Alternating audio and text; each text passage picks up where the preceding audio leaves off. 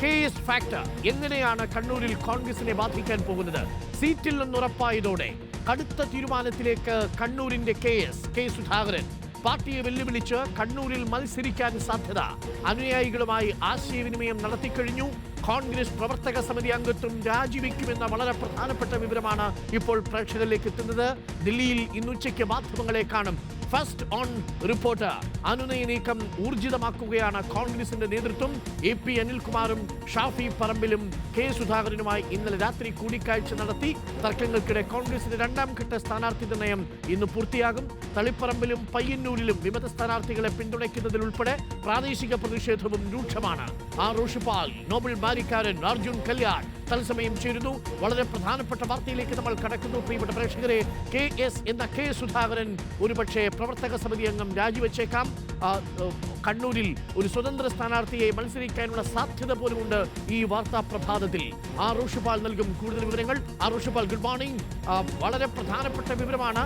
K Sudhakaran മത്സരത്തിനിറങ്ങിയാൽ കണ്ണൂരിൽ കോൺഗ്രസിന്റെ നില വളരെ ബുദ്ധിമുട്ടിലാവും. പേരാവൂരിൽ മാത്രമല്ല, അഴീക്കോട് മാത്രമല്ല, കണ്ണൂർ ചുറ്റിപ്പറ്റി നിൽക്കുന്ന എല്ലാ മണ്ഡലങ്ങളിലും KS പ്രഭാവമുണ്ട്. അതുകൊണ്ട് തന്നെ ചെറിയ ഒരു മാറ്റമല്ല, ചലനമല്ല ഉണ്ടാക്കാൻ പോകുന്നത്.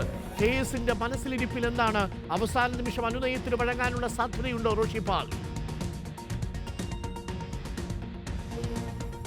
അരുൺകുമാർ, അവസാന നിമിഷം കോൺഗ്രസ് ഹൈക്കമാൻഡ്, അത് KC വേണുഗോപാൽ, രാഹുൽ ഗാന്ധി എന്നിവർക്ക് മാത്രമാണ് ഒരുപക്ഷെ കെ സുധാകരനെ അനുനയിപ്പിക്കാൻ സാധ്യത. അങ്ങനെ ഒരു നീക്കം നടത്തിയാൽ അതേസമയം തന്നെ കെ സുധാകരനും സുധാകരനുമായി ചേർന്ന് നിൽക്കുന്നവരും വിട്ടുവീഴ്ചയില്ല കണ്ണൂർ സീറ്റിന്റെ കാര്യത്തിൽ എന്ന ഒറ്റ നിലപാടിൽ തന്നെയാണ് നിൽക്കുന്നത്. അതുകൊണ്ടാണ് ഇന്ന് നിലപാട് പറയാനായി മാധ്യമങ്ങളെ കാണുന്നത്. കാരണം കെ സുധാകരന് സീറ്റ് ഉണ്ടാകില്ല എന്ന് ഏതാണ്ട് ഉറപ്പായി കഴിഞ്ഞു. ഇന്ന് CEC ചേരുമ്പോൾ അവിടെ കണ്ണൂർ സീറ്റിലെ സ്ഥാനാർത്ഥിയെ തീരുമാനിക്കും. അവിടെ കെ സുധാകരന്റെ പേരില്ലെങ്കിൽ തൊട്ടു പിന്നാലെ വാർത്താ സമ്മേളനമായിരിക്കും. ആ വാർത്താ സമ്മേളനത്തിൽ കെ സുധാകരൻ നേതൃത്വത്തിനെതിരെ ആഞ്ഞടിക്കാനാണ് സാധ്യത. അതിനൊപ്പം പാർട്ടി പ്രവർത്തക സമിതി അംഗത്വം രാജിവെക്കാനുള്ള ആലോചനയിലേക്ക് കെ സുധാകരൻ എത്തുന്നു എന്നതാണ് ഏറ്റവും പ്രധാനപ്പെട്ട കാര്യം. അങ്ങനെ ഒരു അപകട സൂചന കോൺഗ്രസ് നേതൃത്വത്തിന് ലഭിച്ചപ്പോഴാണ് ദൂതന്മാരായി ഇന്നലെ അർദ്ധരാത്രിയോടെ AP അനിൽകുമാറിനെയും ഷാഫി പറമ്പിലിനെയും കെ സുധാകരന്റെ വസതിയിലേക്ക് അയച്ചത്. കെ സുധാകരൻ വഴങ്ങിയിട്ടില്ല എന്നാണ് അറിയാൻ കഴിയുന്നത്.